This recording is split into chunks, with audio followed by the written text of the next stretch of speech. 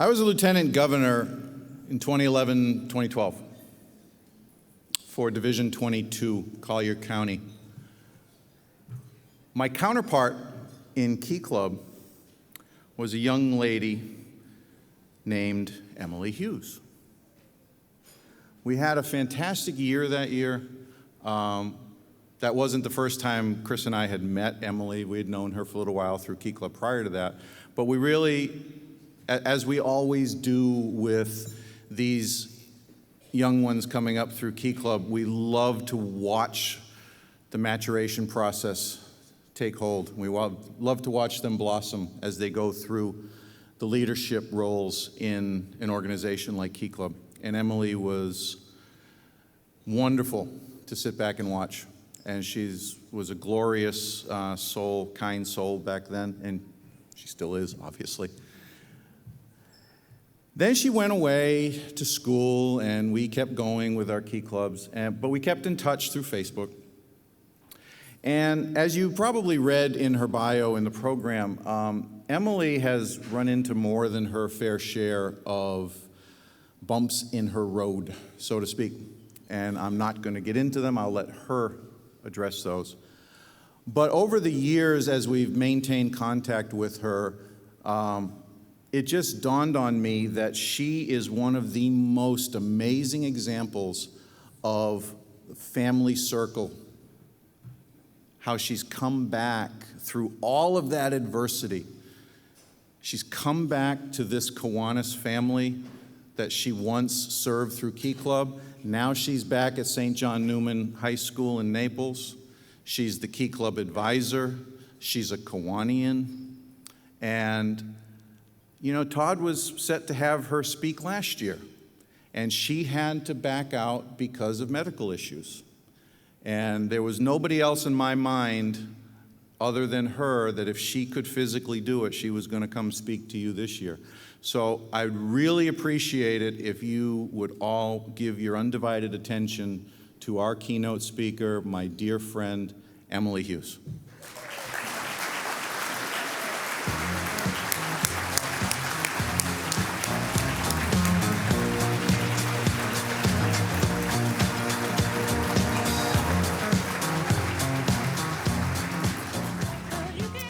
Hello. As you have heard, sorry, he got me a little teary-eyed. He tends to do that.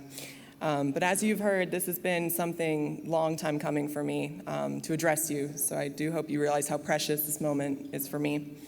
But my name is Emily Hughes, and as he stated, I was a past Key Clubber and Key Club Lieutenant Governor, a current Kiwanian and faculty advisor, and an overall huge supporter of our K family and the work that we do. I believe I was asked to speak before all of you because my life has become a story worth telling.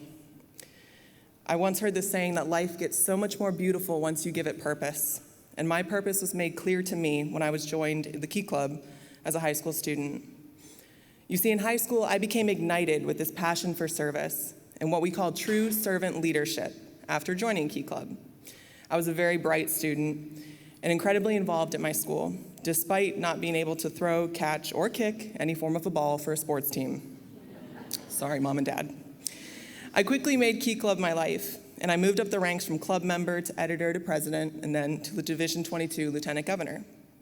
From there, my weekends were spent volunteering with friends or attending Key Club meetings and leadership seminars, and my wardrobe consisted of nothing but business casual and business professional attire, thanks to Donna Parton. Now, as we know, life is unexpected, and it can change in the blink of an eye. And for me, that change came my senior year of high school. In March of 2013, I sat in a doctor's office with my parents by my side, and I was told I had an incredibly rare thing called Cushing's disease, caused by a tumor in my head. Now, Cushing's is not genetic or something you can screen for, and it was definitely not something my parents were prepared for. In fact, it's estimated that 10 people out of 1 million worldwide are diagnosed each year. And out of those 10, only 3 will be under the age of 18. And that year, I was one of the unfortunate 3. That moment is what started for me almost a decade of people telling me what my life would be like and my proving them wrong. I rapidly gained weight, almost 100 pounds in 3 months. My hair started thinning and falling out in chunks. My skin became thin and would rip open randomly, and I bruised if I was even brushed up against. My memory started to go, and I was incredibly tired constantly. My eyesight began to deteriorate, and I was unable to drive. I frequently had headaches, and I was borderline diabetic. Insomnia kicked in, and I was never sleeping, so I became a big fan of I Love Lucy at 3 a.m. and the QVC channel. And I was immediately put on a half a dozen prescriptions for pain and normalizing my cortisol levels. And I got to use one of those super cool pill boxes that my grandpa had that had like the AM and the PM, and it was every day of the week. Very simple process. But in summary, my body was at war with itself, and there was nothing I could do to stop it or to slow it down. My family and I traveled to Massachusetts General Hospital in hopes that they could save my life. Once we arrived in Boston, I quickly became every medical professional's favorite patient, and not just because of my charming personality and my quick wit, but because of how rare I was. I agreed to having brain surgery, despite how completely terrifying it sounded at the age of 17, as long as I could still attend my final Key Club decon and high school graduation, because that was important. My surgery was successful, and 6 days after returning home from having surgery, my mother was literally wheeling me into Key Club decon for the last time, or so I thought. That fall, I began classes at the University of South Florida, where I became an accounting major for approximately 3 weeks, before switching to political science. We stayed with that. I joined a sorority, and I became a proud sister of Alpha Omicron Pi, and I secured my first internship with Teach for America. Later that year, routine scans showed brain tumor number 2. I had my second tumor removed just before Christmas and returned to campus in the new year. When brain tumor number 3 came, my doctor told us that surgery was no longer an option for me, as my tumor was getting closer and closer to my optic nerve, and I would risk losing my vision completely. My medical team decided that we would try radiation therapy, but warned me it could take between 3 and 5 years to kick in. They told me that as a side effect of the radiation and the overall stress on my body, I would lose my beautiful red hair, which had been my trademark for so many years, but I could wear a wig to conceal it, and no one would ever know how sick I was or what I was going through. Well, instead of keeping that secret, I turned to social media and I told the world. I was about to celebrate my 22nd birthday, and I challenged myself to raise just $2,200 in honor of my turning 22 to donate to Wigs for Kids, a nonprofit organization that gives children suffering from hair loss for medical reasons a wig of their own. So I created this GoFundMe campaign, and I began to tell the world what I'd been going through. I posted photos of myself with and without my wig, shocking many people, and put myself in a completely vulnerable state. I asked my friends and family, instead of giving me gifts that year for my birthday, to donate to the campaign. My goal was not just met, but was surpassed, and in a week we had raised $10,000 and gifted 6 children with wigs of their own.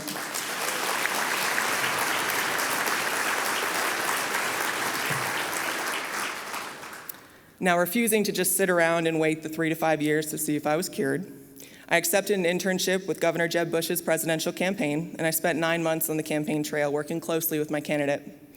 Once that ended, I decided to keep life exciting, and I took an internship with the Department of Defense at MacDill Air Force Base, where I spent 7 months working with some of the finest servicemen and women our country has to offer. Now it was time again for my annual tests, and seeing no dramatic improvement, my doctor approached me with the idea of doing a drug trial study. He said this was probably my only option that they could see for me, and that if we didn't at least try, my body would begin shutting down on itself once again. Now, the only problem is that this trial would require me to go to Boston every week, and I was still a full-time student at USF. Now, determined to stay on track with school and also not die, I developed my own system. I did my schoolwork Monday through Wednesday. I drove home to Naples on Thursday. I caught an early flight to Boston on Friday with my mom. She's great. I met with my doctors that afternoon. I flew back to Naples on Saturday and drove back to campus on Sunday just to begin again on Monday. That year, I did 56 flights with JetBlue. I ate a lot of free pretzels. But I also managed to keep my 3.5 GPA. So, seriously. Now, sadly, my liver decided it did not want to play anymore, and for my own safety, they released me from the drug trial. So we were back to the drawing board. Now, the thing about Cushing's disease is that it's not the disease itself that kills you. It's the other things combined that can ultimately end your life. Without successful treatment to lower your cortisol levels, it's literally a toss-up for how long you have and what condition of life you'll be given. I graduated college in 2017 with my bachelor's degree in political science, public administration, and leadership studies, and I had taken my LSATs and was on track to attend law school that fall.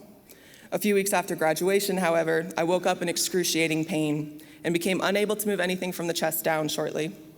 Terrified, my parents called 911 and I was rushed to our local hospital, where they told us that due to my brittle bones and the horrible weight that I had gained from being so sick, my spine had shifted, leaving me in a state of partial paralysis. Our local hospital was not familiar with Cushing's disease, let alone how to handle me, so they pumped me full of morphine and oxy and began preparing my parents for our best case scenario. After 8 days, they called in hospice and an end-of-life care team. I was 22 years old. Thankfully, my parents knew that I wasn't ready to give up, and neither were they. Since our hospital wasn't willing to fix me, we would find one that was. But until then, I was discharged to their care and taken home, and my room had been completely changed to accommodate my new way of life. My bed now had railings on each side, and my boxes from college had been moved upstairs. Heavier curtains were placed on my windows to block out the sun for when I needed to rest, and a ramp was built through my garage so that EMS and fire rescue could wheel me out when the time came. For 7 months, my life consisted of taking nothing but pain medications every 4 hours on the dot. The only people I could socialize were my family, the physical therapist that came to move my bones every once in a while to keep from atrophying, and the nurse that would check my vitals each week. Naturally, I became very frustrated and angry at what my life had become. Laying in bed one day, I realized that while I couldn't move my legs, or even leave my room for that matter, I could still use my hands and my brain, and that was something to be thankful for. I then decided that since law school wasn't happening, why not get my master's? So I ordered one of those raised over the bed table things off Amazon, and I grabbed my laptop, and I began my master's program with George Washington University online.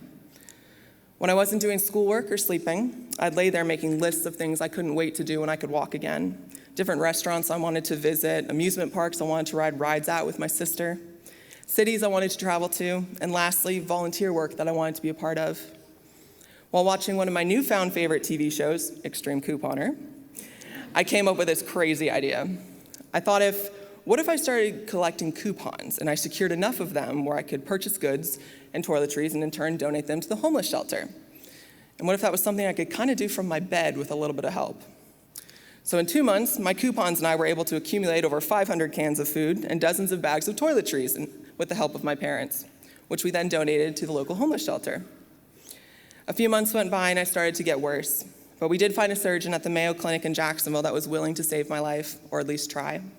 I had a bilateral adrenalectomy in September that year that took nearly 7 hours, and in December, a 6-hour spinal surgery. But we rang in the new year at the Mayo Clinic, hopeful that 2018 would be a better year for me than the one before. And on January 3rd, for my 23rd birthday, I began learning to walk again. By March that year, I had lost 130 pounds in 6 months, and I was feeling stronger than ever. I reached out to my old high school principal, and I told her I was back on my feet, literally and figuratively, and I was looking for a job with some flexibility. It was important to me that I do something that was meaningful and that I'd feel rewarded with at the end of each day. She'd been following my journey over the years and was happy to help me in any way she could. She said that they would welcome me on staff, but they only had one condition, that I become the Key Club faculty advisor. Oh boy. So after my initial shock and realizing that I was actually old enough to be the advisor, I agreed. And during my first week on campus, I sat down with the club officers and I asked them to tell me a little about themselves, what they were interested in, what sports they played, what classes they were doing well in.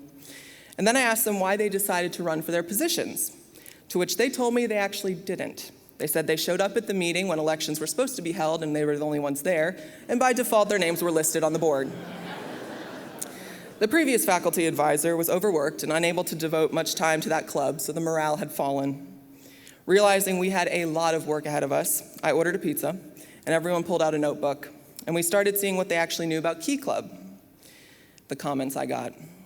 Well, Miss Emily, I know we don't make actual keys. Oh, good. And I think we're supposed to volunteer more. Well, that would be nice. And the best of yet, one boy in the back that goes, there's some old dude in orange that comes to our meetings, and I think he's someone's grandpa. Not wrong. As you can tell, I was working with Key Club newborns that needed education and leadership and tons of guidance. I asked them what goals they had, and they agreed on membership growth, increasing their service hours, and getting to know the old man in orange. Almost every weekend, my students were out volunteering with a different organization. I made a promise to my kids in the beginning of the year that I would never encourage or sign us up for something that I wouldn't actually do myself. So I was there with them, every project, with several cups of coffee, but I was there. If we had to be there at 5 a.m. to set up for a 5K, I was there at 4:45 a.m. with donuts, because nothing motivates high school students more than free food. If we had to pick up trash along the side of the road the morning after a football game, I was there with hand sanitizer and bottles of water, because my mother raised me right. Now, the point is that I made an effort for my kids, and in turn, they made an effort for me, and I gained so much from our weekends volunteering. I got to know each of my Key Club students in a different environment, not in the classroom where the stress of academics can be overwhelming, and not on a sports field or an arena where the pressure of competition fills their minds. But I got to see them out in our community, putting the needs of others ahead of their own. I developed relationships with my kids. I created an environment where they knew that they did not need to be the smartest or the richest or the most talented person in the room to be accepted. I created an environment where they knew that all they had to do was contribute to be a rock star. And I created an environment that showed them it was cool to be a good person. I did all of this because that's what Key Club had given me and what Kiwanians had done for me. Being a part of the K family gave me my purpose in life. Now, it is no secret that we live in a society that needs Kiwanians and Key Clubs now more than ever.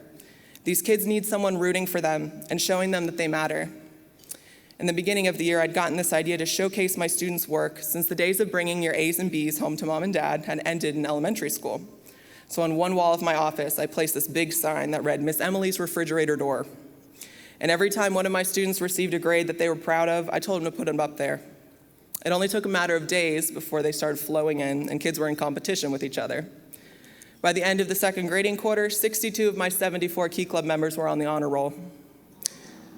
One of the hardest days of my life, however, came last year, when I had to call my Key Club officers into my office after school one day, and with tears in my eyes, tell them I'd just been diagnosed with a rare form of pituitary cancer that had spread to my liver.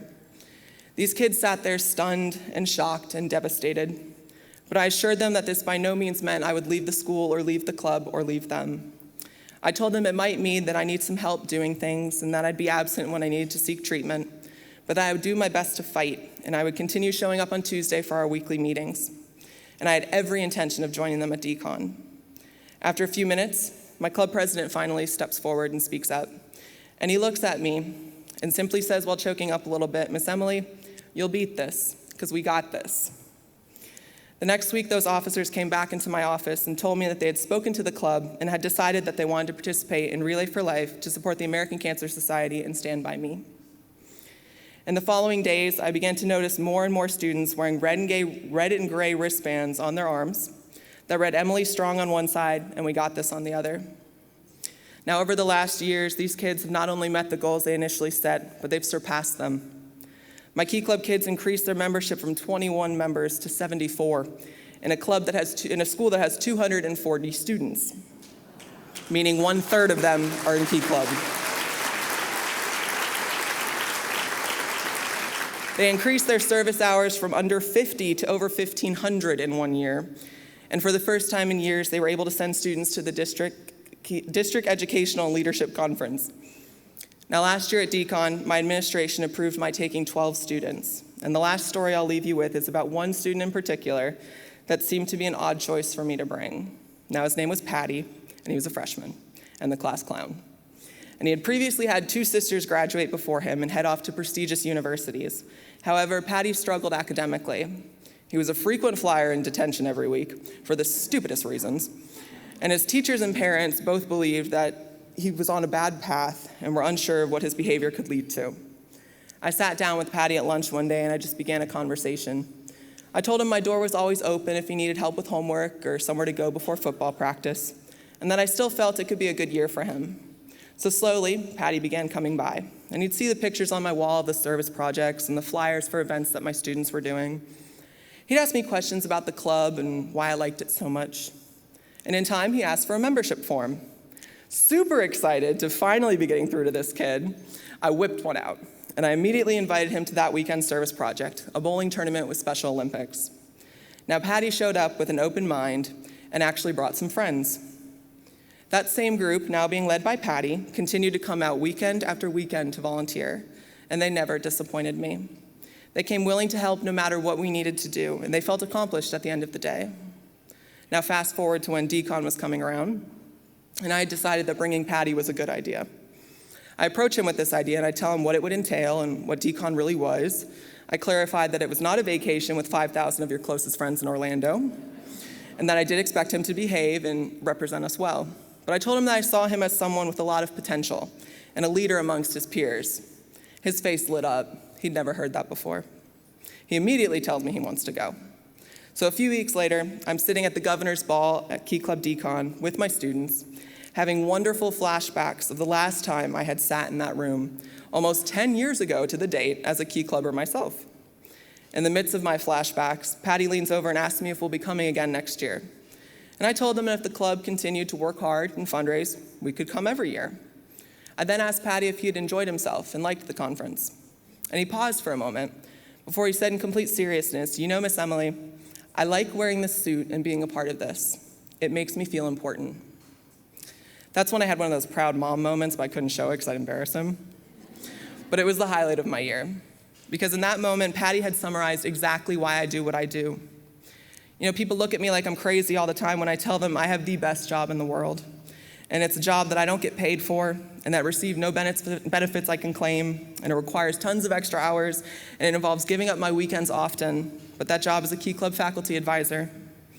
My job as a faculty advisor is so beautiful because I get to see my students become passionate about serving our community just the way I did. Most recently, it is because of my Key Club kids in particular that I recognize how beautiful life is. It is because of these exceptional students that I hope that our future will remain as bright as it appears to be. And I feel confident that we will be leaving this world in good hands. Now, the one thing I want everyone in this room to gain from my story this morning is this: your work as Kiwanians matters, and you are truly appreciated. It is because of the people in this room that I am the way that I am, and that I've survived all that I have. It is because of all of you that I do what I do, and it is because of our work as a Kiwanis family that the lives of students like Patty are being changed for the better. Thank you.